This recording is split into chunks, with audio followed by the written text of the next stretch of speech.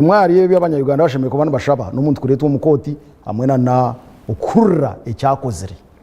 ngo abamwe n'abatakamanyire necyo muntu ogwa ko bakwatirwe hati ngo bemusyo rwari na nebindi nkebyo. So enshongezo ntuzakabantu zigambaho mbwiro obutwasigazayo kandi mu studio tindi munyenga nyine mu oguna RDC wa district ya Mbarara kandi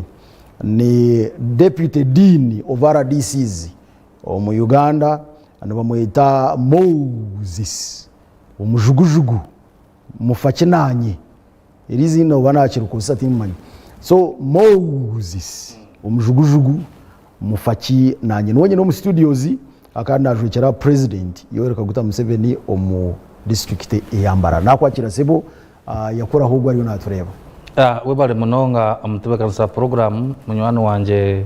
Mark Itogoro umwana ubazarasi yenkukuru koko wanyanjura buzima tari kubusabusa ninye Moses umujugujugu kandi hamwe mbabazarahanga nijukira president yo mwaba kujukira president Museveni omu district Nyamurunje yitu eyambarara mutebekanisa program koko wakigamba buzima yani nanye ndiri ngaruka nkora nka deputy dean wa RDCs na RCCs umwihango. Deputy dean we na akora ki nubona nka umuntu kwata okukurira ba RDCs umungeri yabo katugire ngo bine muka okureba babine mu bushonga bwabo nibabukiza hariyo babine mu obutikirize ngana nibabukiza hariyo harimo katugire welfare yabo katugire ngo umuntu yaferwa no kutunganya twaja ngo twazikira mutayi witu katugire ngo umuntu ayinembaga tukakora tuta. So kureba RDCs kuko kureba dini wa wishomero nka university na ine dini akora hanshonga zabeji so na dini na akora hanshonga za RDCs umutekansa program ni hano kuruga nkambeho nkeje ntagambira abanyayuganda ntebiro 28 ukwezi oko hari kutera karuru ka LC1 ne kintu kikuru munonga ni yo government kutandikiraho ni yo government yo kurara nayo yo government yo kusiba nayo yo government yo kwimuka nayo mbwenu twenda kwete babanyayuganda mwena mugende mwimuke kare munonga muzo kutera akaruru ka LC1 nako mugongo nkabe nimbashaba kwa kuri okunda kwa kwandikisa no kutandikiza obere kwandika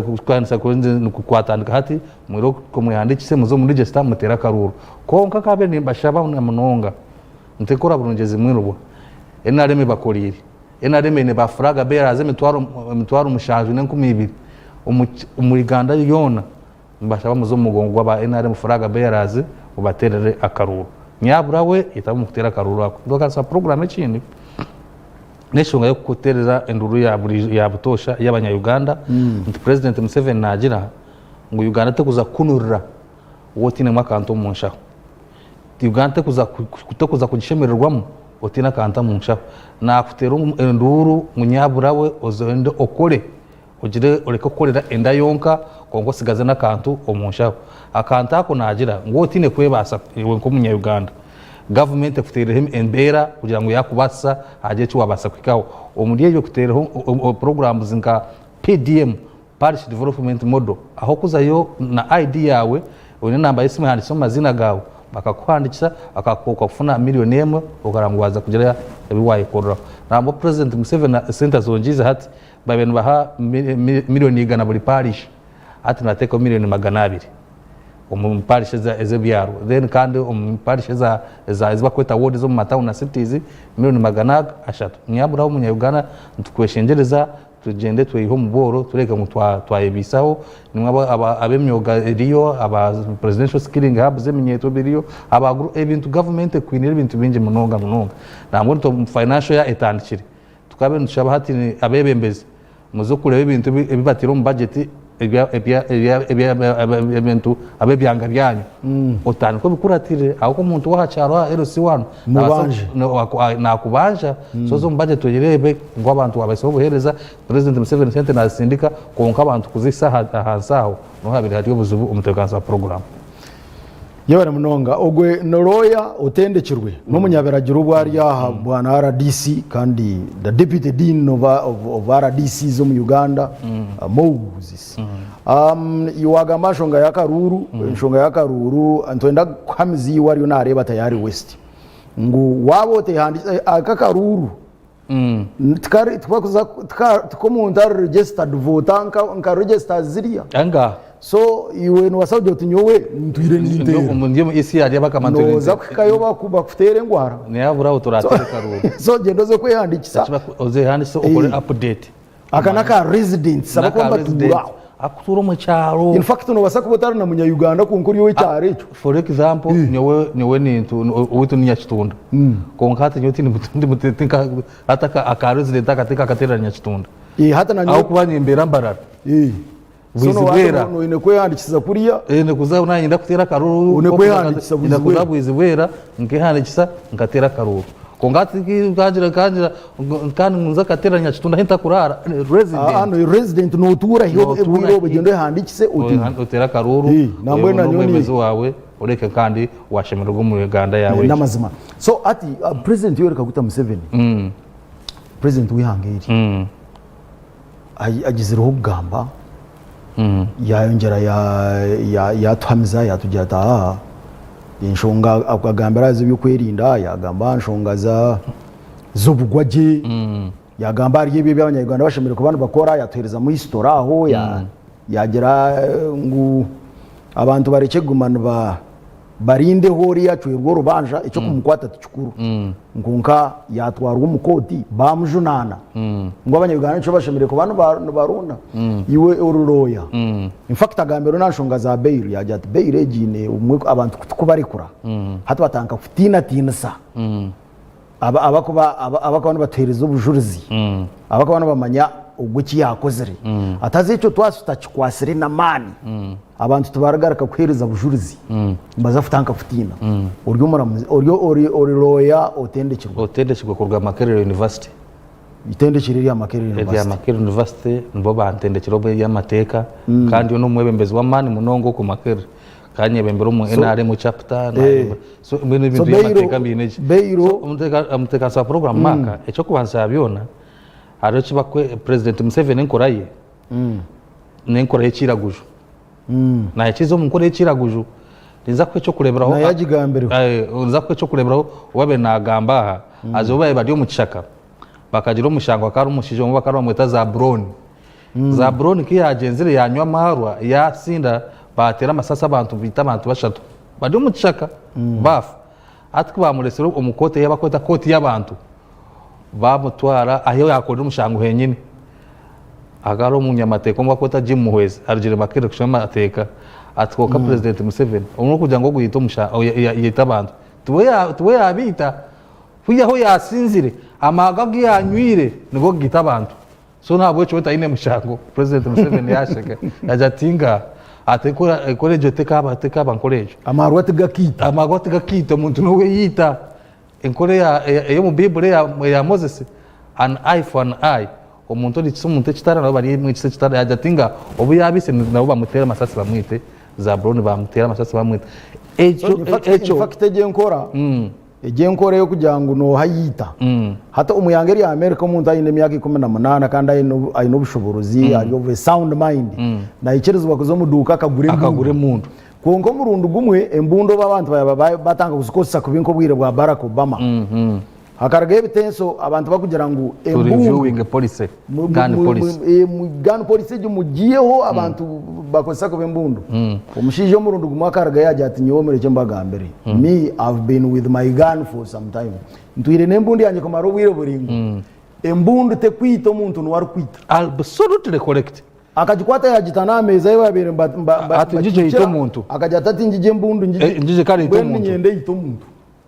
tekubasa so amarwa tugoga biregisiro umuntu tugoga gisira abantu ni za Brown nko umuntu no yisiro umuntu so president Museveni ejo point ejo ekaba turning point mu revolution ya NRA how abanyarwanda bakarugwa abantu bano ba mazima aho kuvuga ngo bakaretaho buringaniza abantu bakijura abantu abantu bakakunda movement bahagira movement President Museveni nagira incident ejo yonka eka contributing cyangwa kutuma abantu bakunda NRA bakajaja n'ntoro bakarusinga so encourage yijire mwejo ya Uganda babahagira bakasinga mu rutaro kugira ngo akabari bano bamazima tibani nkaba government zireza tutariho azazibuza abantu bita abantu umuntu abura konko kuba yisira abantu ije yisira umuntu bamureta nabo bamwita konka ziriya nyokano akagamba shwe nkuru yanje Mirama bakamwita Amina akamubuza tukamureba na hati shwe nkuru yanje so government ezira kizezi ebihagaro nkebyo ati kwijire ya NRA bari mu rutaro yakoreto abantu bagikunda so President Museveni ija nenkorejo mu kiteka teko cye ati mwenu koti zishemera kugumazira zikora ebyo abantu bakwenda actually na article 126 ya constitution yitu negira judicial power is derived from the people and shall be exercised according to the will of the people. Article 126 iwe ororoya noreba ngu enkwata yemishangu na nenkwata ibakwata mu abantu aho mu Uganda niyejo yenyine nkatwaza street nibajanga mukozerege reka nkubuze enshonga eyira abantu bakababura konkati mu NRM omuntu nibamukwata bamutwara umukoti. Let me give an example. Sorry, there is what we call subjudice rule ekwichizagamba mushango ryo mukoti konko gugo tukukatanchire but just briefly let me give an example. Nanka ko bamukwasire BSJ akaburaho bakamutwara bamuteka omukoti mashon yo yabandiza reka kwereka ko government yeje kwikiza mu byamateka kibagira omukoti masho kabaziruka akahaba biro mushango bakweta kabaziguruka versus atone general akugira ngo muntu waburijo tibine kumuhozesa umukoti ya chinyama Supreme Court ekikiriza na kabaziguruka Michael former MP wa Nakao bagira ngo yes abantu abateri bamahe tibashemeye kuzakahe umukoti za chinyama bakakwata file zona baziha umukoti yamahe bazitora umukoti ya civilian court echo nichereka ki this respect for rule of law by the NRM government think by what it Supreme Court ekaragira ngubesije batamutwara umukoti masho indeed government yichiriza yamutwara umukoti zache zabantu baburijo civilian court start zamahe then when we reached there what happened? President Museveni n'umucandiko cye yeshe cinkusharingireho nagira ati bese yana jani dictator nyo na family yanje katwamutereho platform kanje kanikoti tuyikirizo mushango kagendo misho okanika ko bwa dictator bwanje aya platform njijero yani ko bwa dictator bwanje bwo kugamba njinjo platform oje to mushana abiha ateche na neche biye banagambe na neche atamazima naga kamera ziriho abantu bona bariho open court konka naguma president obezimi gabo ya President Museveni nagira naguma na dilidalinga nabuzabuza ati nyore zoba ati tinkuza kuja ati tinkwenda koza abamateka banje tubaro bakiza koza ati kandi ati abo bujurizi nyenda kubanza nabareba ngo bakuza kumuha ubujurizi kandi ngira ngo ikuru ni koti kubarebaho munaenda kubarebaho cye ojuka abashija bine nkora ya defiance kandi na President Museveni akigambiro ati abantu bakutuba exposinga ngahati bamureta ogukano bakugambaho okumuha ubujurizi noza kuraba a TikTok a WhatsApp a X batire bishani bye na family yeye batanga kumurabya mwegari ngude ngo ohire bujurizi ari tayari kano nguni wo wabo na ngwabana bene bashomera na exposing somebody's insecurity kurabya mwegari mazimuka uriyo kwa muri mugwihanga as a patriot konka bakakurabya mwegari bakakwe exposinga aho kuza kugura ibintu abantu batanga no kuja so ebintu kebe President nagira why can't we have a way kugira ngo actually no mu America bakine bagenje bakweta witness protection policy bon ba protecting witnesses babo mkati katugira ngo nyumya Uganda ndako bujurizi ari Uganda against US ngoja ngo tokubaza kusigara mu Uganda America yo ne kutware wayo ekulisa ekunywesa ekushomesa kujanja paka ulijiro magara genze n'abantu babona bakumaje konkitwe nka Uganda tetukashira abushobozi obo nojo obujulizi kandi ugaruko mu bantu uza kutugarumba usigarumba President Museveni nagira omuchandiko cyeje atabantaba nibaza kutuma na judiciary yazabuze bunyensa okuza ko bujuri za kintu naza kubura nabara muzimba barabya mu igari abara muzinora ekibakora justice baguma ibukanu bani kurebo ya TikTok za TikTok ninga X olinga Facebook olinko kuba kumurabya mu igari bamujumide bamujuma yakano abaramuno bimukana mukoti yagira no kugenda bakumuyeyereza bine propaganda aroba barabize mune cyandiko ngo ma government neza kumombe challenge ya mani ngo na can you imagine bajangwa baramuzino bakadabaye narimo not true because why look at the process how judicial officers are appointed alo chitongolo cha government twakweta Judicial Service Commission nicho chikustama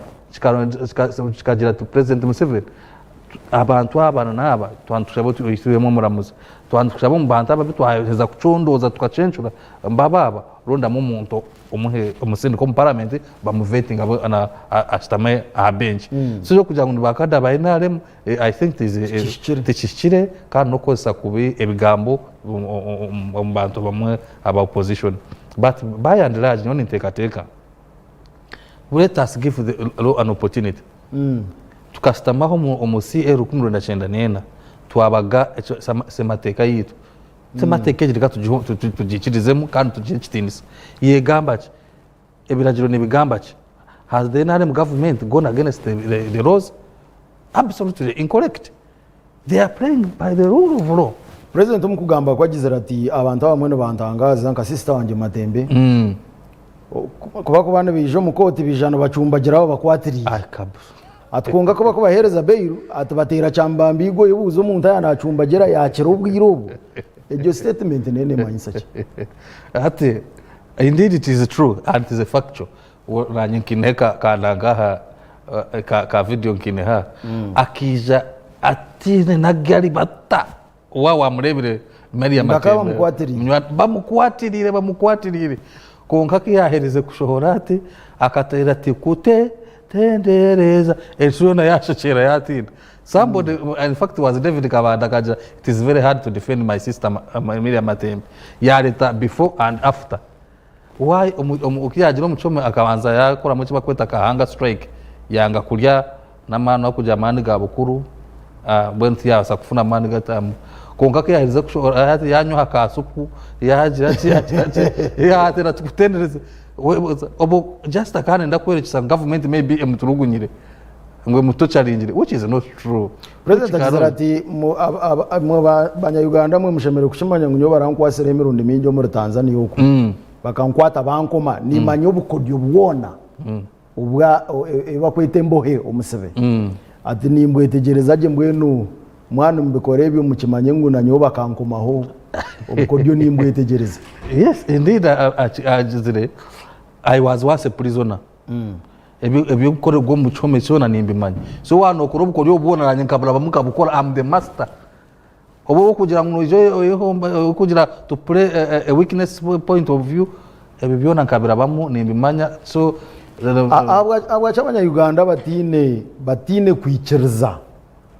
ngo umuntu nabasa gukora umushanga abakikuba kwata umuntu bagira nebyo butegeki bamkwatara busha manya baye ahabwa cy'abantu batine kwikirizo ate ahubwo abantu bona binjya bakwasirwe ibyo kanka cyenda harigana abanya Uganda bagira ngo nebyo butegeki manya bamutura busha bamutura ki ndije kerera nengera ngo nshobe nito yito abebembeze tukozera umushanga umuga gwitu kushomesa abanya Uganda bakamanya ngo tine umuntu wena uri yahiguriye amateka that is article 21 ya constitution yitu ne kugamba ngira ngo tine buri muntu wena uri yahiguriye amateka waje cyo wakora no kwata kuyaho umuntu yahiguriye amateka nabona president wenka konka nabo yari umwebembezi ogoto kwasa ku muntu waramukote bacita immunity mejo president only one person in the whole country so ibo wano manyangu noja kugira ngo leader of opposition nabo kugira ngo reveranda ngo noza kugamba byakale bure munengo ukore nko kurakore bro article 21 negira ngo nibaza kukwata bakutwara oizo kwehoza torihiguriye amateka ntabwo ejo Uganda reka kukozesa kubi obushobozi boyine okugamba byakaremera kugira ngo n'umuntu okuza TikTok okakuma mu bantu aho kugira ngo iwe mawe ngo uri wa opposition unoza kuzo mu bantu bakwata wembabazi ingasebo amateka gotiga manyambabazi. The law is very funny. Unono reberaho no rigaya ko ngabaheza kuri kushomera ngo mugwe ni guri kutugari kutugwebuza oti ngitekere ntire ni ndebe ngumande kunyweza iteka is very funny. Nyore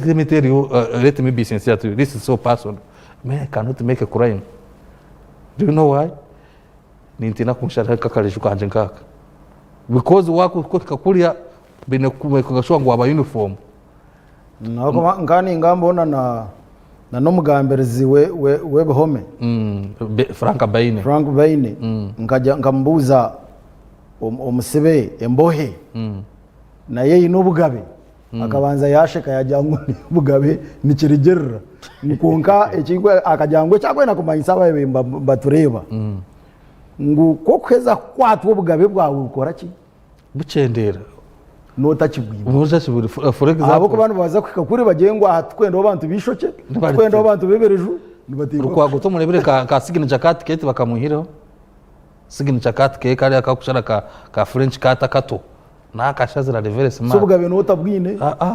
wano wenda ku butungo bwawe bwawe reka kweta bakoza ko kuriya bakafutwara kuri. So it is very important Ugandans okukimanya ngo amateka garuhu mu Uganda kandi gakora kwiho no mu kugamba kwa President Museveni inesho ngambira wintakunda tugusamisho omwami Togoromaka abantu bene bagira ngo General Muhozi ngo nakore bintu ngo umuntu President Museveni takubimanya nacyo agize ngo wako bikora. Let me tell you omuyihango mu abanyayuganda bene what brings us here is to educate and inform people. Exactly. Emunyayuganda ine kukimanya kuhera izoba tihino muntu omuyuganda obatakora intelligence apart from one person, the president wetu amkoro intelligence because the final consumer of intelligence kokora president intelligence that becomes epsonage nihangano warata hansi wawadi amansi ya work. But apart from the president kabe mama Janet Museveni bamkora intelligence, vice president bamkora intelligence, General Muhoozi Kainerugaba bamkora intelligence. The president must be briefed by both intelligence and counterintelligence what is doing anagamba noha na tamburata na jina bine kuchondoza IGP because anything you can wasakuchusa biafa biyanga. So President Museveni na president bono muyanga inechiba kweta situational room every day he sits in that situational room for service men to chief of services to brief him updating politically, social and economically. Na bibe ento wanyu kashari President Museveni arachimanyira abo ko baraba mugambara every day he gets security briefs na haje cyabakara moja hansi kuriya na arachimanyira. So arobi yatugamba ngo abantu baru bindi bakamuyibirente absolutely so unuturikora bakora region ne compiling ga district compiling ga bamurabira mbija. So yaza kuija yaza kushora kuruga nko mu office kushora buri kimwe cyo nacho ni hano umunyayuganda futekateka ngo General MK ngwabe nakore bintu nkawe President Museveni ajira ati no ati MK nagira kandi muza Dubai mukahegomba abo akintu twibinte bimukogomba Dubai twakubikora mu Uganda. That is patriotism. Ano account of patriotism. Kongatero kugira ngo kandi bici ngo nabikora nko muntu ngo adia x not at all. We on 15th January we voted the president called Yoweri Kaguta Museveni with 71%. On 12th May was sworn as the president of Uganda. He's totally accountable by Article 98 of the Constitution. So nobody is acting on his behalf. He is anything is accountable. So we kutia mukagira ngo bici they are always sanctioned by the president because they cannot come out to communicate every day. There are people who do work on his behalf. Therefore, what am I saying? Whatever is being done by General MK, whatever is being done by any government agency, whatever is being done is always sanctioned by the president as commander-in-chief of the armed forces. Kari the dean of RDCs, deputy dean of RDCs, Moses omujugujugu nuwe twatwine ineche nyenda kwerezayo seconds osibure turya bo baramutakaso program wakajishaka kuwampa kugira ngo njebe nganira abanya-Uganda ekyo kubanza okusibura kwabe nensibura nako no kushaba abanya-Uganda na munonga bazire nti making sure abana banyu baryaje mbengana chugamba feeding is important abana bazire mureke ngo abana banyu baryaje na munonga kandi okuchere munonga baro ahansi obutimba bwensiri batarwara mshije batakaro ari mishija government turun tugaba obutimba bwensiri butakakire turun tubugaba nyabura akatimba kwakwata ukakose ndencha kandi Ebola mureke kukwata no kuhaginga mureke kukwata no mungaro munabe mungaro na sabuni bwenu kureka ngo twajanzaza burire wahwa twana twachikoze tutyo nyensa Ebola neza kwaho namwe nda cases zero zicendera eshayona nibaza ndebere actually was it Adonia yebale ambassador akugira ngo WHO declaring Uganda Ebola free bahemu za trade restrictions mu Ebola chende so nyenda kwebaza abanya-Uganda kukura television bi Ministry of Health yatwire ebyo kwerinda Ebola na rero ne cyamuheru nyenda kushaba abanya-Uganda buri munya-Uganda muntu wena ofure cyo gukora oreka ngo wa leta etasa embere yo kwegomba kuzamu tino kuza kujikutekamo ukora uri aho kasita mukatera kashane kugira ngo inembere yo kwenda ngozemo tino kuza kujikutekamo kuyahiwe wenka kweteko mwemberejo ekitwa kubasa kora government yo kubasa gukora no kwatiza okuranga mu Uganda hari mu security okuranga egudo ziriho amashanyarazi gariho then we cyasigara no kwata development yihangeje yiturimo okihamo cyawe cyakweta wealth akaife obgigo okihama akaife akanje okihama akawe omukura na Uganda nyomo azumbire ndi ya China ambole because the poster x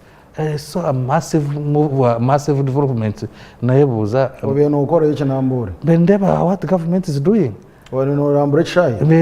China na simaranga nti pamoja AFCON 2027 we are almost there therefore abanya-Uganda twagire NRM government ahe tubire mutareba na tukuza tuhareba as we build a 10-fold economy based on ATMs bazimanya agro industrialization, tourism, mining, science and technology. Asante sana. Webale munonga sebo. Yebale munonga Iwana tureba hasitukubasa kurenga ho twatwine the deputy dean of RDCs kana RDC wambarara Moses omujugujugu amufakinanye nwe twatwine kandi turukutera touch omubigambo okugamba kwa president Yoweri Kaguta Museveni anshongeza zitari zimwe na zimwe unchereze ankangiraha ndi itogoroma kenyabema wende katekeji nabanyine Jonana kamera nyina atenyi mwena timu ni mpango munonga ba Martin producer ba Rutebemberwa ba Ididi Nyakahangura timu neri mpango munonga tukwendeze birungi byonka